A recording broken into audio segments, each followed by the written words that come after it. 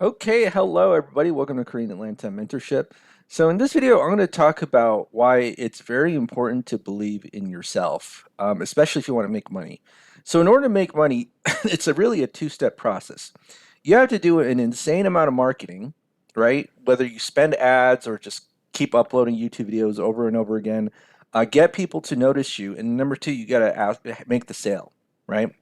And the problem that most people have is they're not willing to do the first step, which is marketing, because they inherently believe that there's something wrong with it, right? So it all starts from when you're in grade school, which is just kind of sit down, don't talk, like don't do anything until you're spoken to, and you'll have to wait for someone else's permission to do what you want to do, and that kind of conditioning for the prime years of your life is going to really affect you into adulthood, because what are most people doing? They're just waiting for permission to do anything, right? And the reason why they do that is because honestly they don't believe in themselves, right? They're waiting for an authority figure or perceived authority figure to tell them what to do. Now, I'll tell you the biggest difference between me and a lot of people I know. I honestly don't care what anybody thinks. And in fact, somebody I knew a few days ago just actually mentioned this to me. He was like, "Why don't you ever care about what anybody thinks?" It's like, well, if I ever wait for what other people are thinking, I'm honestly nothing is ever going to get done, right? So the problem with most people is they're waiting for permission from other people. They're waiting for the perfect condition to do what it is that they need to do. Like the stars need to align in order for me to start my business. And what's funny is when I first started this YouTube channel, all I did was just record myself on Zoom and kind of do some Excel formulas wrong to explain velocity banking.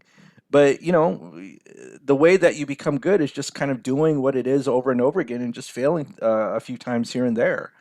And the problem is that most people, A, they don't believe in themselves, and B, they're not willing to fail, right? Whereas I just have this weird, unwavering belief in myself. And I think the reason that I believe in myself so much is one of two things. Number one, um, I've almost been homeless like three times. And sometimes I say things that I've said it so much and it's been so far away that it almost feels unreal to me, right? I'm like, what? Did that really happen to me? And then number two, I see a lot of products and services out there in the marketplace that make a lot of money, and they're quite awful. And the number one factor into what makes those products and services and companies make a lot of money is that they're just not willing to stop marketing, right? I mean, I could just kind of give you a list of products off the top of my head, like this is so awful. Why does this make money? I'll give you one, right? I'll give you one right now. So I remember when I got my first iPhone in what year was it? 2016, 17? And the iPhone had been out for about 8 years or so, or something like that. I forgot what year it officially came out. But I was like, cool, I get my first iPhone. It has this cool case.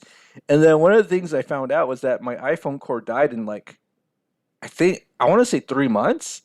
And I was like shocked because, like, how can a $1 trillion company, I don't know if Apple is actually $1 trillion company, but how can a company like Apple not make a core that lasts more than a year? I was just like perplexed. Why do people buy this stuff? But the thing is that they're always gonna market, and they're not willing to stop marketing, right? Because even if they sell bad products, they actually believe in themselves. And the problem is that with most people, they just don't believe in themselves, and it's really kind of sad. And you could hear this in the way that they talk. They might even have a good job. They might make more than six figures, but for them, it's almost like it was accidental, or they have some sort of imposter syndrome as to why they're making that money, right? And in order for you to make more money, you always have to market. You always have to promote yourself.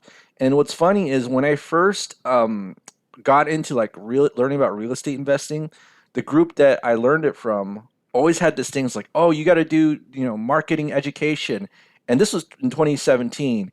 And so I was like, I don't want to do that. I just want to learn real estate investing. And one of the things that I wish I had done was I wish I'd learned to do marketing of the education much earlier. In fact, like I started that like literally last year, and I learned things from that group, like velocity banking, and I regret not doing marketing of the education because the same skills in order to succeed as a real estate investor are the same skills you need from just doing marketing in general. So if you know how to market education, you know how to succeed in real estate investing. In fact, the biggest surprise that I ever had, right? The biggest surprise I ever had was, I had learned all this hype from like YouTube and social media about how rental property was going to be this most passive thing. When I got my first rental property and put it out on the market, I was going to bang my head just because there were so many no shows and so many flakes. And I think I offered leases to 8 people, right? I offered leases to 8 people, and I was like, this is an insane amount of marketing. And I'm just banging my head because nobody is doing what they're supposed to do. And then I just realized, oh my goodness, now I understand why, as a real estate investor, you have to like be the master of marketing. Like there was a lot of marketing just to get the property, a lot of marketing just to get the tenant, right? And then luckily, well, I don't know if it was luckily, there's a saying that the harder you work, the luckier you get. Or is that how you say it? I don't know, but it's something like the harder you work, the luckier you get. But I did work hard to get the tenant, and I did get lucky, and the tenant gave me a 14 grand check. She was actually saying, I'm only going to give you a year's worth of rent. I'm like, okay. So, yeah. So she gave me a year's worth of rent, and I realized, okay, I need to learn how to do marketing. I need to learn how to promote myself because most people, I don't know what it is. They somehow think that they can do well in business or do well in real estate investing without telling other people and promoting themselves that this is what they do, right? Like you can't just the only way that you can do that with real estate investing, I think, is maybe just inheriting properties. But even then, there's a very active component, and the most active component of your time and energy when doing real estate investing is either finding properties or finding tenants. And rental real estate is only passive once you have a good tenant, right? Once I got the tenant, I can't even remember what it's like to own a rental property.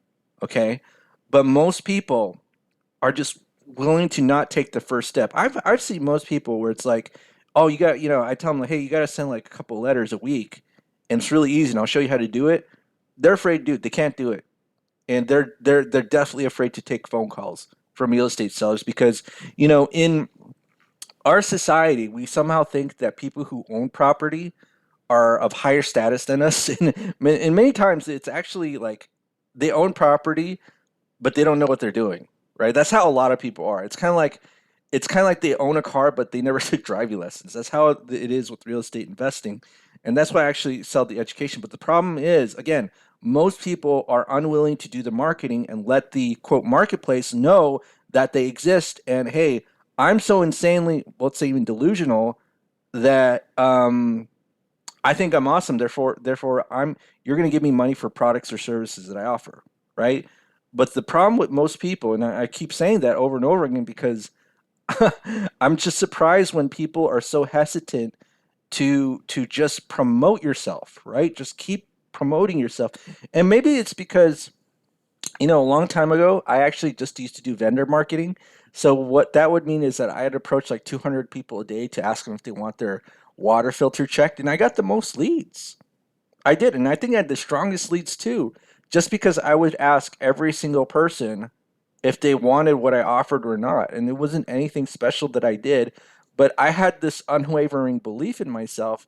And then here, you know, this is how you should be, but I'm talking about you in general. I'm just talking about you, or not you specifically. I'm talking about you in general, people who just don't believe in themselves. And so, if you think that even with velocity banking, you don't have to do marketing, I would say you still need to learn that skill because I've noticed that there's so many people who are like, oh, what banks do I contact? Well, why don't you just go ahead and I don't know if you want to call it a marketing campaign, but just make an effort to contact every single credit union or bank near you to see if you could qualify for a line of credit or a credit card.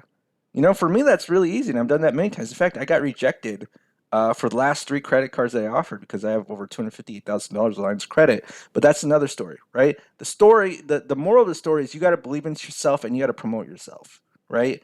And the thing I've seen over and over again is people have this belief that they could sit at home, do nothing, and I love sitting at home doing nothing, right? In fact, I was playing with the Batman Arkham games right before I recorded this video. But sit at home, do nothing, and stuff will happen, right? You got to be the mover and shaker of your life, but too many people are waiting for other people to give them permission as to what to do. Okay? All right, well, this is Korean Atlanta Mentorship. So if you're interested in joining our group, go ahead and click the Google form link below. Other than that, have a great day, and we'll speak next time.